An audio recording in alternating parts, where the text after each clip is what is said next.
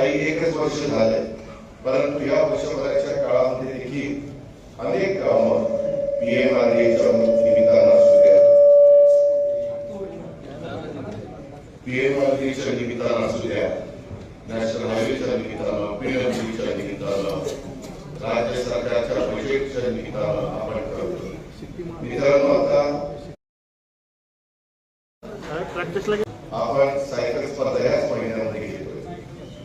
जागतिक लेवलची ती सायकल स्पर्धा आहे आणि त्याला आम्हाला पंतप्रधानांना पण निमंत्रण देऊन बोलवायचंय. त्यांच्या वेळेप्रमाणे ते येतील, कारण जागतिक लेवलची आहे आणि त्याच्यातनं तुमच्या माझ्या जिल्ह्याला, पर्यटनाला जास्तीत जास्त वाव मिळावा.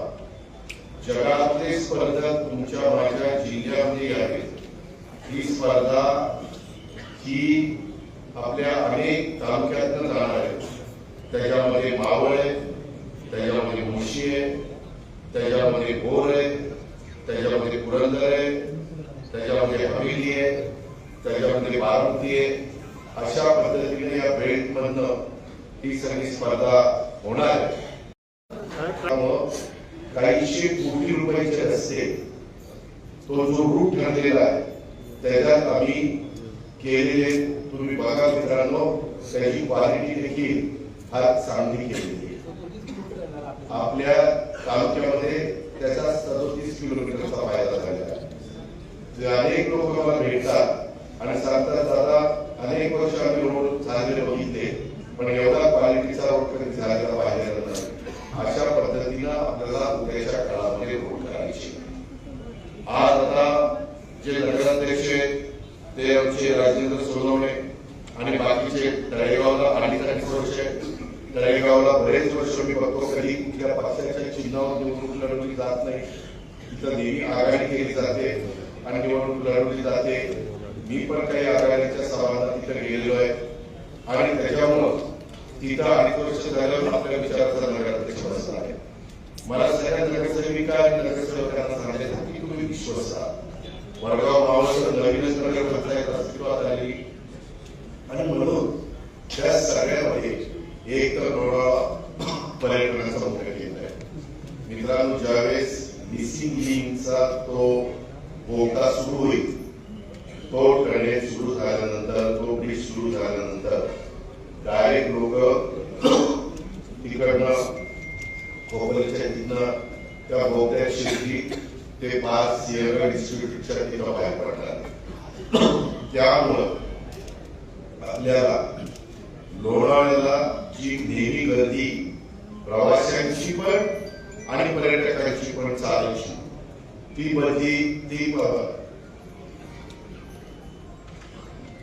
गर्दी आता तिथं होणार नाही. त्याच्यावर पर्यटनाला अधिक वाव आहे.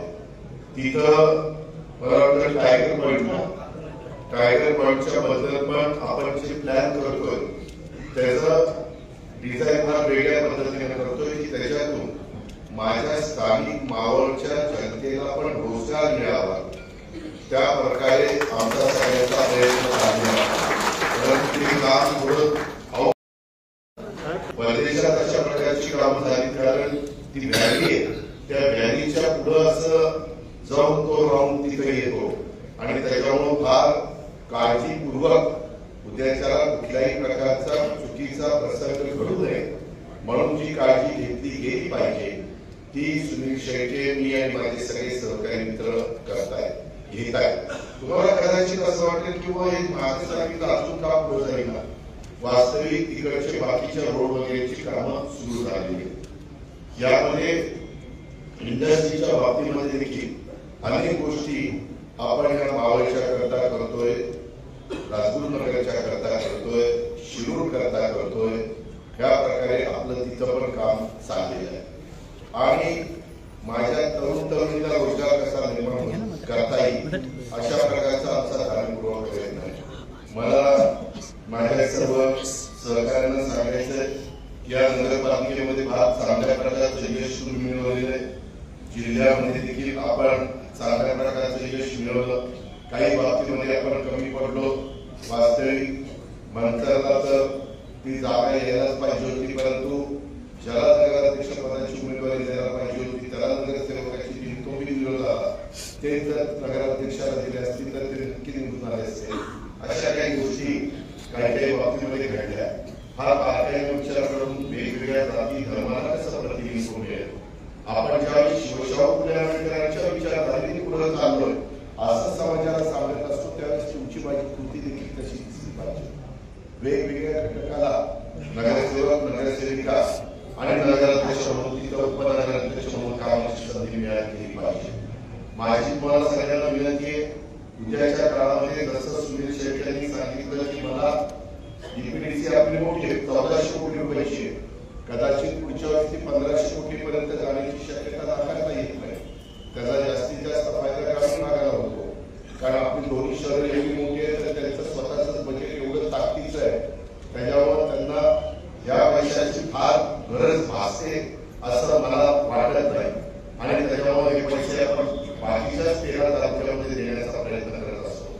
त्याच्यामुळे जसं इंदूर शहर हे सातत्याने देशामध्ये पहिल्या क्रमांकाचं शहर त्या ठिकाणी येत आहे स्वच्छतेच्या बाबतीमध्ये, तसं मी ठरवलंय, आपण सगळ्यांनी ठरवलंय की बाबा आपलं पण पुणे शहर विक्रीचं माहेरघर आहे, जिल्हा महत्वाचा आहे, इथं आपलं सांस्कृतिक राजधानी आहे आणि मग इथं पण झालं पाहिजे. म्हणून वेगवेगळ्या भागातले तीन लोकसभा मतदारसंघातले 3 शहर आम्ही निवडली.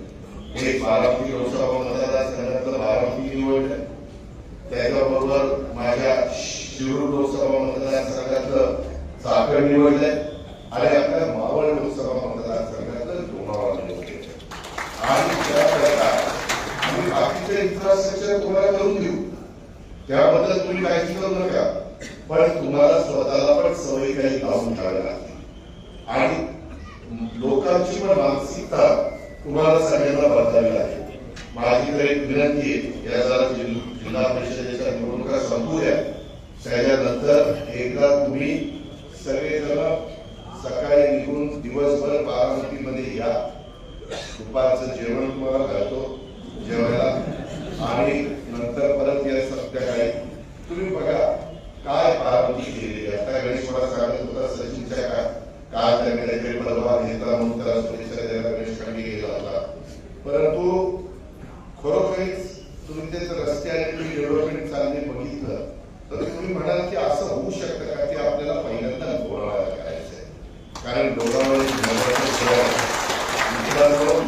आपल्याला सध्या प्रदूषण फार मोठ्या प्रमाणात मुंबई पुण्यामध्ये वाढलेलं आहे.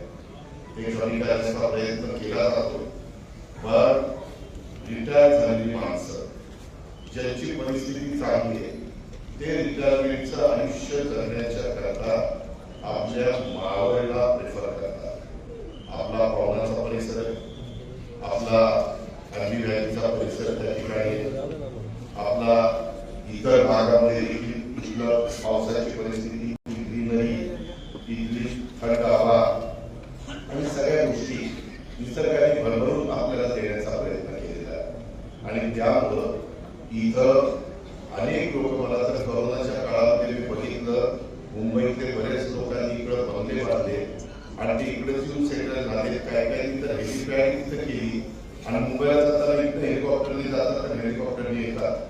असे पण काही बाबी माझ्या बघण्यामध्ये आल्या, त्याच्यातून स्थानिकांना पण रोजगार चांगल्या पद्धतीने मिळू शकतो आणि म्हणून पर्यटनाला चालना देणं, या सगळ्या गोष्टीला अधिक गती देणं, हे जे काही सायकल स्पर्धेकरता करोडो रुपये आपण खर्च करतोय त्याच्यामध्ये जास्तीत जास्त आम्ही CSR मधून निधी घेतलेला आहे. आपल्याला बजाजनी आणि यांनी पुनावाला त्यांनी सिनार वाचवले, आपल्याला मोठ्या प्रमाणावर तिथं मदत त्या ठिकाणी केली. त्याच्यामध्ये आपल्याला तुम्हाला सगळ्यांना सांगायचं आहे की सिनार पासून चुकून म्हणजे सिरम इन्स्टिट्यूटनी आणि बजाज कंपनी ही त्याच्यामध्ये त्यांनी मदत केलेली आहे. त्याच्यातून पर्यटन वाढवावं हा आमचा दृष्टिकोन आहे. स्पर्धा पण व्हाव्या, परंतु ते स्पर्धा झाल्यानंतर ती स्पर्धा जगामध्ये पोहोचणार आहे, सगळे ते त्या स्पर्धेचं शूटिंग वगैरे होणार आहे आणि मग अनेकांना कळलं की माझा भाव कसा आहे, माझा मुशी कसा आहे, माझा भोग कसा आहे आणि त्याच्यातून लोक आकर्षित जास्त होतील आणि त्याच्यातून आपलं सगळ्यांचं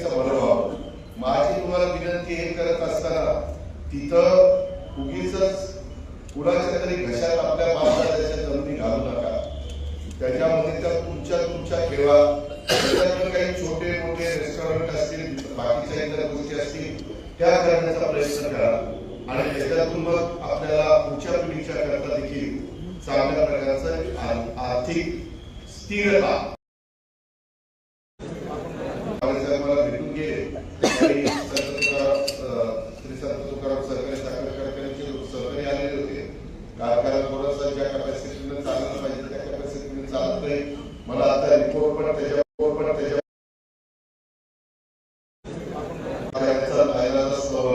चेअरमन झालं माळेगाव सहकारी साखर कारखान्याचा. त्याच्यावर कारखाने कशी चालवायचे, कशी काटकसर करायची, कसा फुल कॅपॅसिटीने चालला पाहिजे. यंदा पावसाळा चांगला झाला तरी आपल्या इथं गणेश गणपती म्हणजे मावळ होते. म्हणजे 20-20 टनांनी 15-15 टनांनी गणेश गणपती आहे. त्याच्यामुळे कारखाना लवकर बंद होण्याची शक्यता आहे आणि भाव तर अनेकांनी जास्तीचे देऊन ठेवलेले. अशा प्रकारची एका तांत्रिक ही कारखानदारी चाललेली. त्याच्याबद्दल मी अमित शाह साहेबांशी आणि राज्य सरकारची जबाबदारी सरकार खात्याची आम्ही पार पाडू. त्याच्यामध्ये काळजी करू नका. देवेंद्र फडणवीस असतील, एकनाथ शिंदे असतील, मी असेल किंवा बाबासाहेब पाटील सहकार खात्याचे मंत्री असतील ते असतील, आम्ही त्याच्यातनं आमची जबाबदारी पार पाडू. पण केंद्र सरकारची पण महत्वाची जबाबदारी एमएसपी आणि बाकीच्या बाबतीत त्याबद्दल आम्हाला तिथं पण पाठपुरावा करावा लागेल. आता त्यांनी सांगितलं इथेनॉल, आपण इथेनॉलचा प्लांट टाकलाय, परंतु आपलं तयार होणारे इथेनॉल जे आपल्याला डिपो दिलेले याचे इंधनाचे ते आपले 7-7 गाड्या तिथं जाऊन उभ्या राहत आहेत आणि खाली होत नाही आणि त्याच्यामुळं आपले जे पैसे मोकळे व्हायला पाहिजे ते होत नाही. असं जरा विचित्र परिस्थिती निर्माण झाली. आताच ते सांगत होते. म्हणून मी त्याच्या देखतच विद्याधर आदर्श एमएससी बँकेचे चेअरमन त्यांना फोन केला. त्यांना म्हटलं की जरा आर्थिक काही वेगळी परिस्थिती निर्माण झालेली आहे, त्यांच्याकडे माल आहे, त्यांच्याकडं इंधन म्हणजे इथेनॉल आहे आणि त्याच्यामुळे ते पैसे येईपर्यंत तुम्ही तात्पुरते काही पैसे उपलब्ध करून घ्या असं सांगितलं. त्यांनी त्यांना सोमवारी बोलवलं. काही मार्ग काढण्याचा आपण निश्चितपणे प्रयत्न करू. मित्रांनो, मला दुसरी एक गोष्ट सांगायची की आता राष्ट्रवादी काँग्रेस पक्ष हा नेहमीच विकासाला मानणारा पक्ष आहे. सुरुवातीपासून आपल्या पक्षाचं धोरण ज्यावेळेस आदरणीय पवार साहेबांनी हा पक्ष स्थापन केला, सन्मानजी होते, तालिकांवर होते, विजयदादा होते, पदमसिंह पाटील होते, मधुराव गुजर होते, शरद भुजबळ होते, आम्ही पण होतो. मी आता पाटील, जयंत पाटील, सुनील तटकरे वगैरे. पण त्यावेळेस आम्ही ज्युनियर होतो, हे सगळे सिनियर नेते होते. त्यावेळेस पासून आपण सांगतोय 80% समाजकारण, 20% राजकारण. आणि त्याच्यामुळं आता लोकांनी आपल्या तिन्ही नगरपालिकांची जबाबदारी आपल्याला सोपवलेली आहे. कारण तिथं बहुसंख्य नगरसेवक नगरसेविका हे राष्ट्रवादीचे.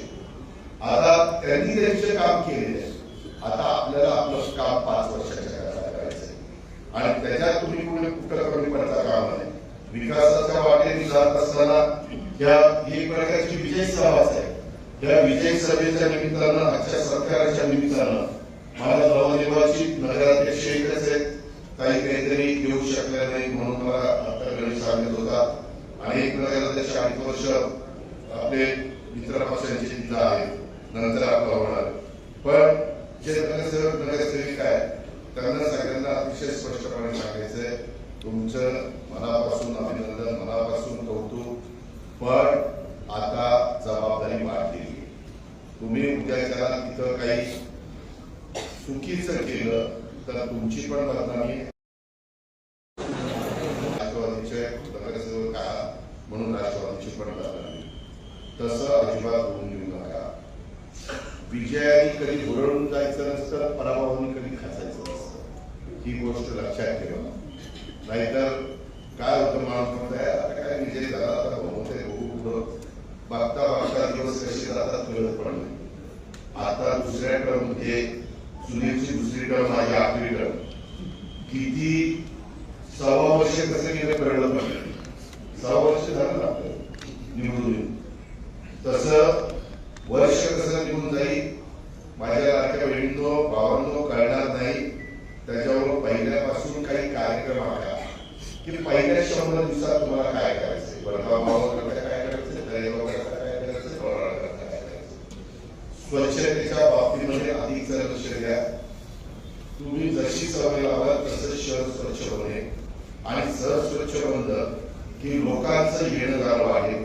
पर्यटनाच्या दृष्टीनं लोक ज्यावेळेस लोणावळा, खंडाळा, पन्हाळा किंवा चिकलठाणा किंवा आमचं पाचगणी आणि तुमचं महाबळेश्वर इथं जाता त्यावेळेस ते 2 पैसे खर्च करण्याची त्यांची तयारी असते. इथं पूर्णपणे रत्नागिरी, सिंधुदुर्ग, रायगड हा समुद्र किनारा आहे. तिकडेही अनेक पर्यटक जात असतात आणि आपल्या तर सगळ्या गोष्टी आहेत. कारण आपल्या इथं टाटाची धरणं असतील किंवा आपली पवनासारखी धरणं असतील, हे सगळे अतिशय पाणी म्हटल्यानंतर एक ज्वलंतपणाचं लक्षण दिसतं आणि त्यामुळं त्या सगळ्या गोष्टी त्याच्यातनं कुठल्याही परिस्थितीत सर्व वाढत असताना त्यांचं एसटीपी म्हणजे त्यांचं ड्रेनेजचं पाणी त्या धरणात येता कामा नये. एसटीपीचे पण प्लांट आम्ही लावतोय. त्याच्याबद्दल मी PMRA पण सांगितलेलं आहे. हे सगळं करण्याच्या करता मोठा निधी लागणार आहे. तो निधी कसा द्यायचा ते मी, सुनील आणि बाकीचे सगळे आम्ही ठरवून तुम्हाला त्या बाबतीमध्ये देऊ. परंतु निधी दिल्यानंतर आपण लोकांच्या सेवेकरता निवडून आलेले आहात. त्याच्यामध्ये हे सतत तुमच्या माझ्या लक्षात राहिलं पाहिजे. त्याच्यामध्ये आपल्यावर लोकांनी विश्वास ठेवला, त्याच्यामुळं तुमची माझी आपल्या सर्वांची जबाबदारी अधिकची वाढलेली आहे.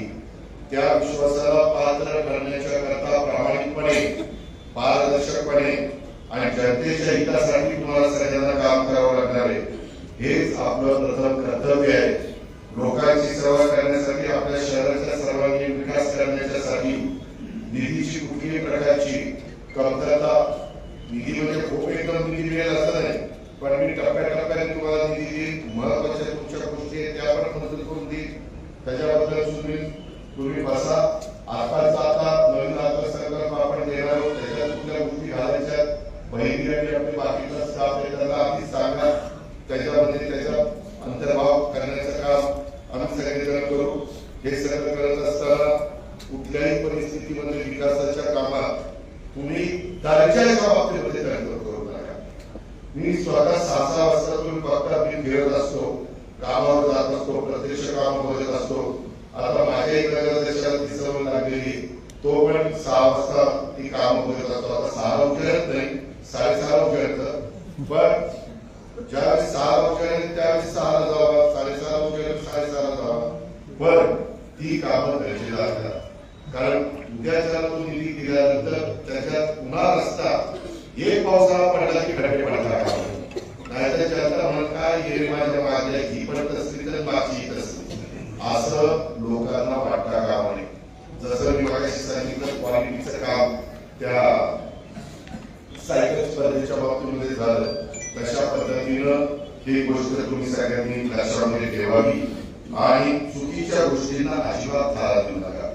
आता तुम्हाला इथे निवडून आलेले नगराध्यक्ष, उपनगराध्यक्ष होणारे आणि जे नगरसेवक किंवा सभागृह नेता वगैरे होणार तिथे तुम्हाला एवढे अंशे सांगत असेल. ज्यांनी तुमचा प्रचार केला नाही ते पण तुमच्या पुढे काम करणार पाहिजे आणि नको ती लावलं तुमच्या जवळ. अजिबात या गोष्टीचा विचार करू नका. त्यांना रिस्पेक्ट द्या. कारण तुम्ही आता पूर्ण शहराच्या नगरसेवक किंवा नगरसेविका झाले. तुम्हाला तिथं सतत राजकारण जो नगराध्यक्ष उपनगराध्यक्ष बसेल तिथं माझ्या पक्षाचा तुम्ही काम तुम्हाला माझ्या पक्षाचा असं नाही करून का. शेवटी त्याचं काम योग्य असेल आणि त्या शहराच्या भल्याचं असेल तर ते आपल्याला करावंच लागेल. पण आपले जे नगरसेवक निवडून आलेले त्यांच्या वॉर्डाला प्रथम प्राधान्य द्या. कारण जनतेने तुमचं ऐकलेलं आहे. आपल्याला इतका पण तुझं भाव करून चालणार नाही, त्यांनाही द्यायचं. पण शेवटी वाढत्या ओळखीचं असल्यानंतर पंक्तीला कशी मजा येते तसं आपले वाढपी लोक जे आहेत त्यांनी आपल्या लोकांना प्रथम प्राधान्य द्यावं आणि नंतर शहराचा आपण विचार करावा. कारण ड्रेनेज करत असताना संपूर्ण शहरामध्ये झालं पाहिजे अंडरग्राउंड ड्रेनेज. आपल्याला जुनी तळेगाव, वडगाव आणि लोणावळा या 3 ठिकाणी ड्रेनेज राहिलेलं असेल तर त्याचाही प्लॅन तयार करा. त्याच्याबद्दल वाटल्यास माझ्याकडे मीटिंग लावा. हे सगळं निवडणुकीत आपण मोकळं झाल्यावर जिल्हा परिषद तालुका पंचायतीच्या ती आपण मीटिंग लावू. तुम्हाला काही मुंबईत हा काही काम नाही आणि त्याच्यामध्ये चर्चा करू कशा पद्धतीने करायचं ते आपण करू. पिण्याचं पाणी, अंडरग्राऊंड ड्रेनेज, त्या दोन गोष्टीला आपण महत्व दिलं की डासाचा प्रादुर्भाव, अस्वच्छता ही कमी व्हायला मदत होते. स्वच्छ सगळ्यांच आपण हे करू. आता 3 नगरपालिका झाल्या म्हणून 288 मध्ये त्या 3 होत्या ते पण. आणि तुम्ही सगळ्यांनी म्हणजे तुम्ही आता मला इतकं भरपूर दिलेलं मावळवाल्यांनी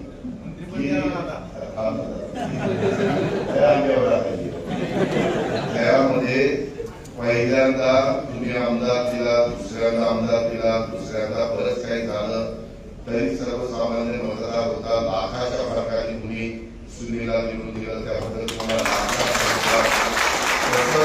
पुढल्या 4 नगरपालिका, नगरपंचायत, नगर परिषद निवडून दिल्या. तुम्ही तुमची जबाबदारी पार पाडलेली आहे. त्याच्यामध्ये निधीच्या बाबतीत आणि लोकांचे शब्द मी इथपर्यंतच नाही थांबणार. मध्ये आमचं सगळ्यांचं बोलणं झालेलं आहे.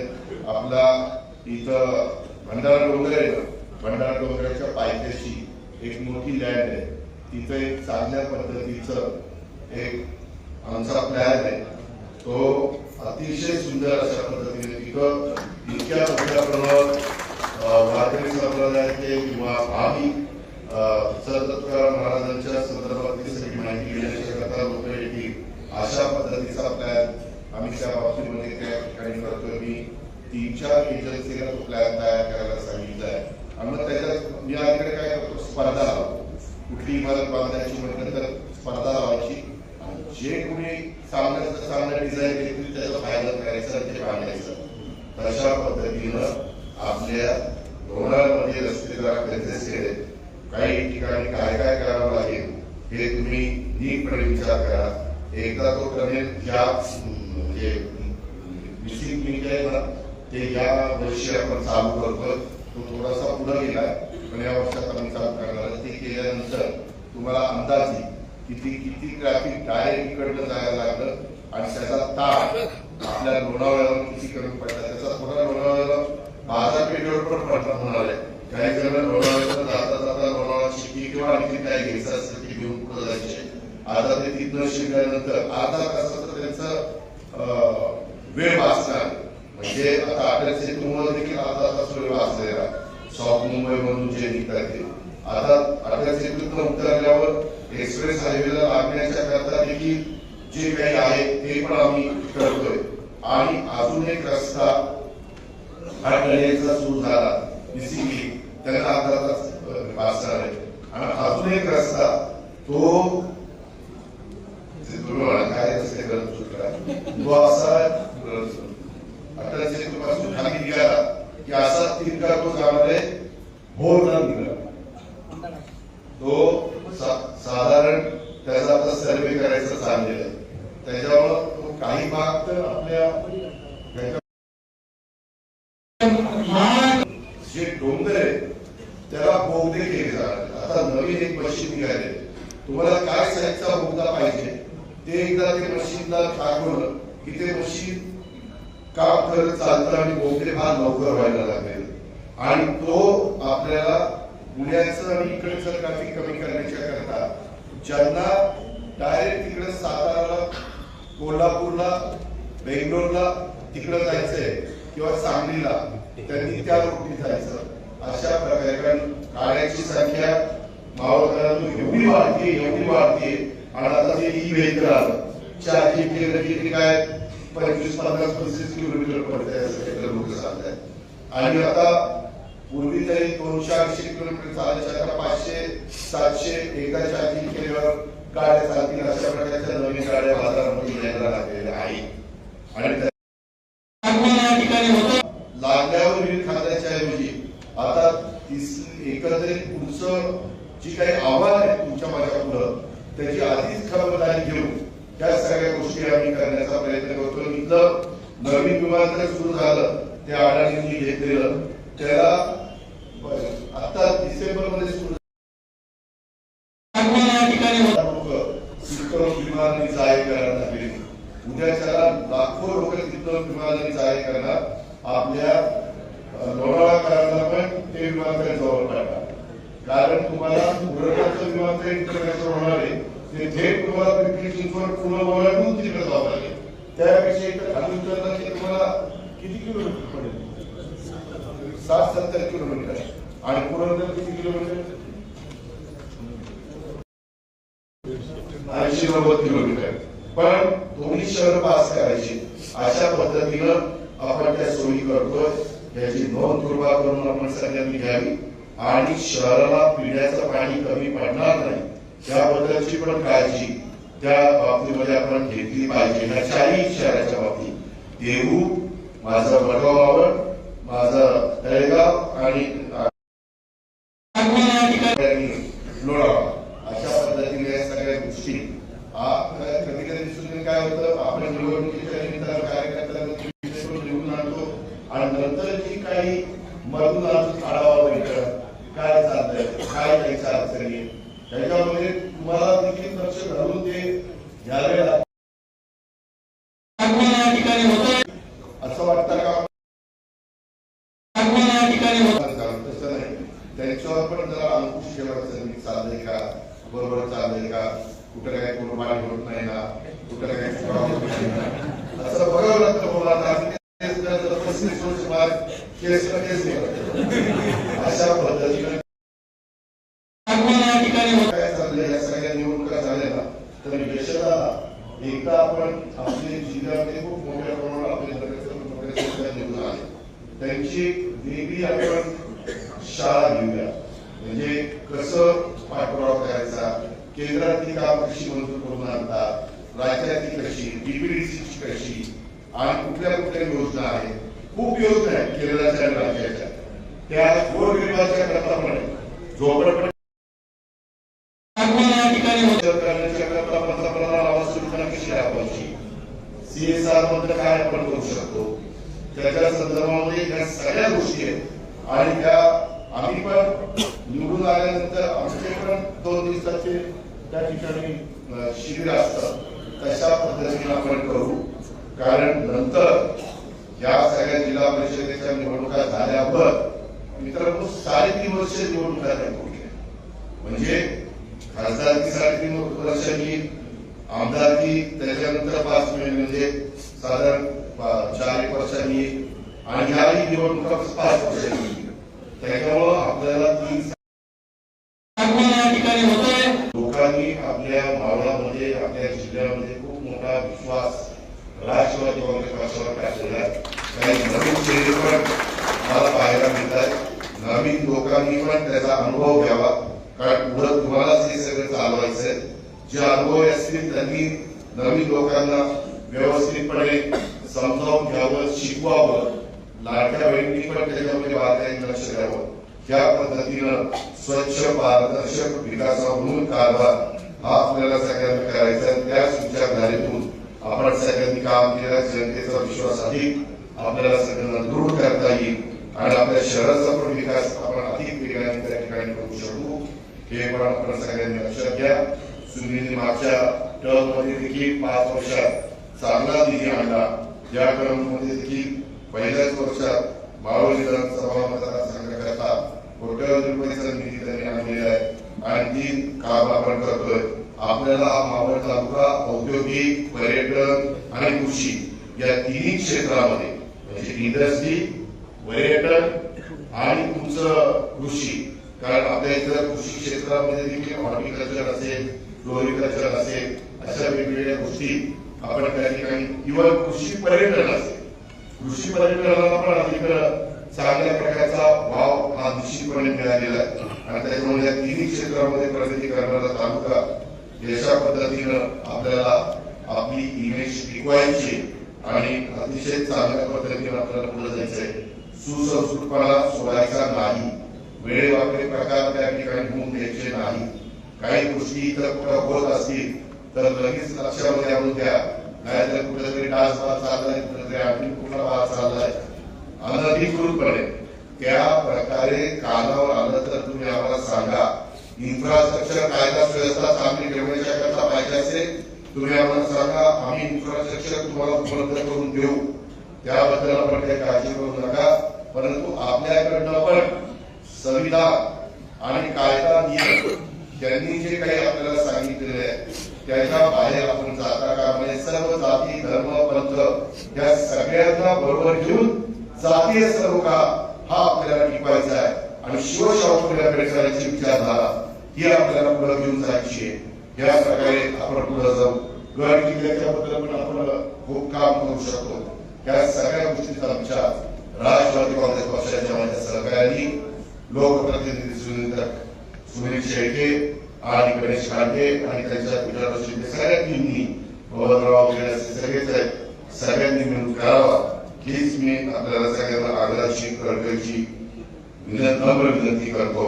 आणि आज या निमित्तानं मला काही माझी मतं तुमच्या सगळ्यांच्या समोर ठेवता आली आणि तुमचंही अभिनंदन करण्याची संधी इथं उपलब्ध झाली, त्याबद्दल मी राष्ट्रवादीच्या माझ्या सर्व सहकार्यांना धन्यवाद देतो. तुमचं खूप खूप अभिनंदन करतो, कौतुक करतो. तुम्हाला निवडून आणण्याच्या करता जो कार्यकर्ता राबला त्याची पण मी आठवण ठेवतो.